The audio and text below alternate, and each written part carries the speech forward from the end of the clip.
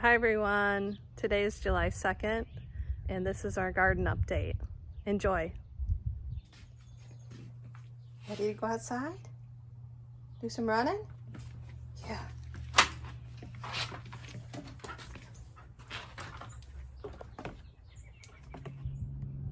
So on this side we have our Weigelias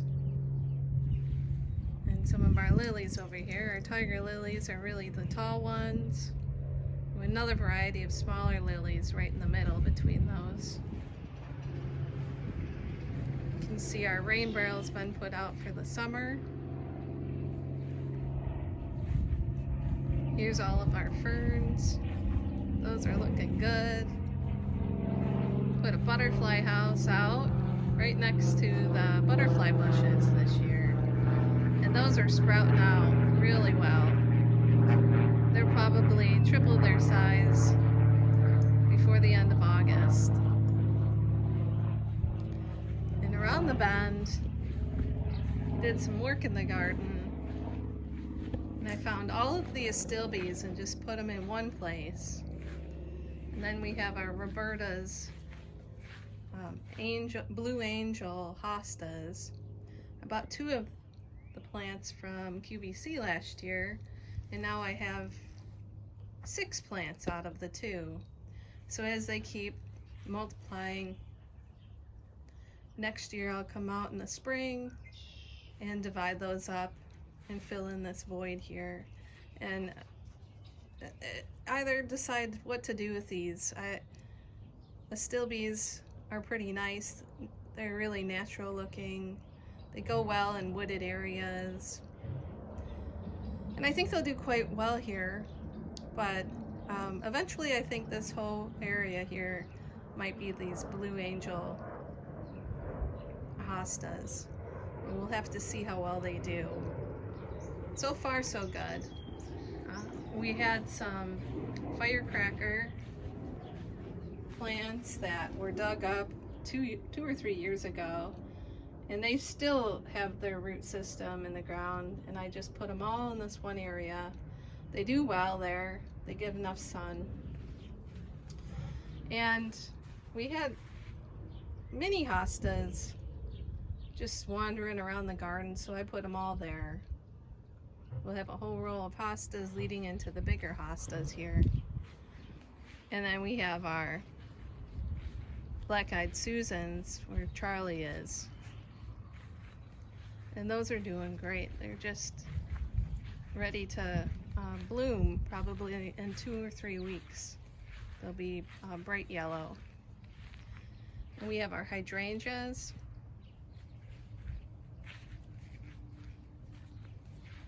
Our catmint. Tons of activity with the bumblebees. You can see them. If you're always walking around this area, you're going to hear the buzzing.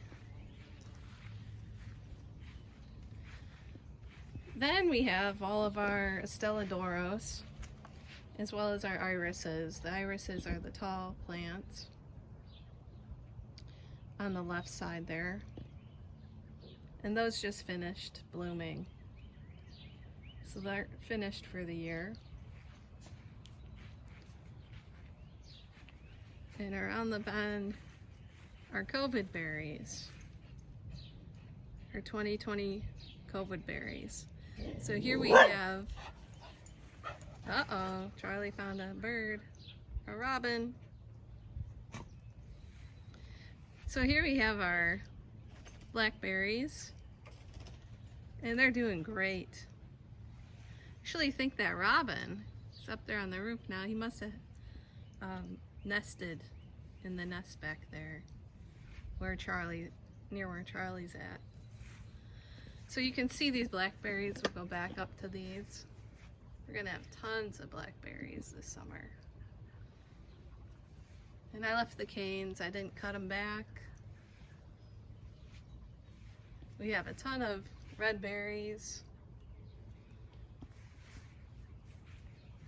And these grew out of 2 plants each. So we had 2 blackberry, 2 red berry, and 2 yellow. And these are our yellow over here.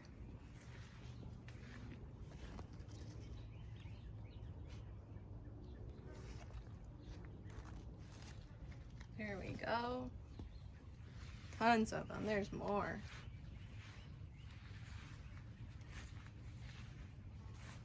And then we have that peony bush here. The peony didn't do so well this summer, spring and summer. We had one bloom on it, which is odd because the last few years it was blooming like crazy. But it's still a healthy plant, doing well. And coming back around here, forgot to point out, near the Astellodoros I bought 2 giant lavender plants. I actually have 3 of them, but I put 2 here just to see how they'll do. It's not a place that gets full sun, but it gets indirect sun all day long. So those are doing well. It was just one stem, and now each of them have maybe 2 or 3 additional stems that have grown since the beginning of June. And here we have our vegetable bins. And we'll start here with our peppers. So I planted these June 1st, and I cut them back 2 weeks later. And they're already getting bushy, and they're gonna do quite well. I have the majority of the box from this side over is gonna be yellow bell pepper. And then we have a sweet pepper variety along this row here. So it'll be interesting to see how many sweet peppers we get this year. I know we're gonna get a ton of those yellow bell peppers. You can see they're already shooting out blooms, getting ready to blossom. Now, last year this time, we had already had some berries, strawberries in our bin here. And these were berries I had purchased on QVC, Everbearing Berries. This year they didn't grow back for me. So they were overcrowded. I went in and just kind of disrupted the soil. I left as many of them in there as I could.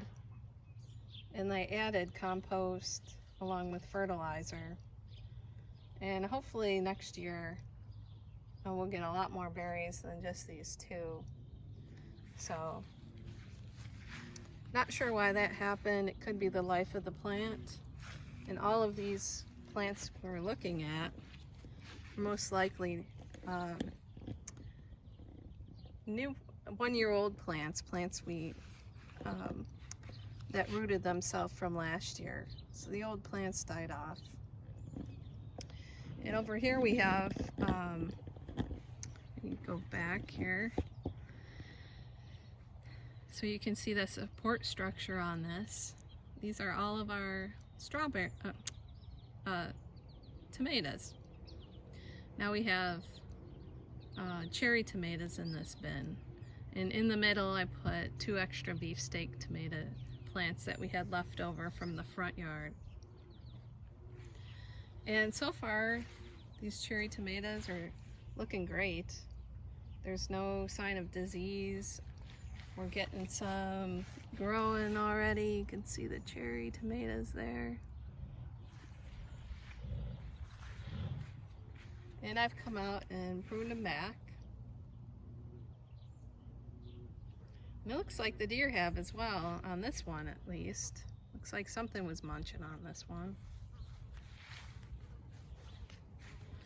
But I just took a stake and put it upside down so that, because this above ground bin isn't very deep. So you see in the bottom there's a vent down here. And that's just in case an animal finds their way underneath there. It's all open. So the grow bin really kind of starts right around this level, in the middle of this board probably.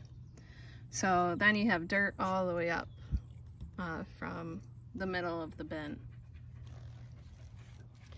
And because of that, these stakes aren't going to fit in all the way. So I just use staples to secure them, because we do have a lot of wind back here. And these garden staples you can reuse every single year. These are galvanized, so they hold up a little bit better than if they weren't. And then I just tied them off at the top so that it just provides a little bit more support and structure. It looks a little nicer. And over here is our herb bin, and you can see some changes here. So the onions were spent, so I cut those back all the way down to maybe about 5 inches before above the dirt. And those are doing great. New growth coming up. We have in the front here our spearmint. This is actually our chocolate mint. That's what this is. And it came back. Now this is the 2nd year. Might even be the 3rd year. We have our winter time. You can see the top is spent, so I can come back and cut these off a little bit, and there'll be a little green bush there. We have our basil. That's a month-old basil that's been in the ground. The plant itself was probably around 2 months old. And then we have a giant lavender. And we have our parsley, Italian parsley. So the parsley has been coming back. It's winterized itself, and it's grown back after each winter, like the last few winters, and that's doing great. Here we have our beefsteak tomatoes, 2 in each earth bin here. And I keep the suckers back. And you can see there it's already blooming.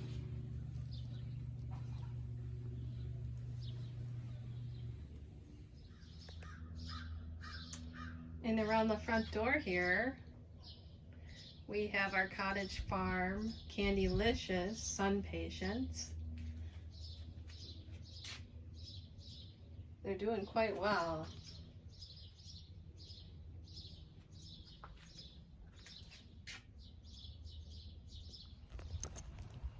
Well, thank you for watching our June update.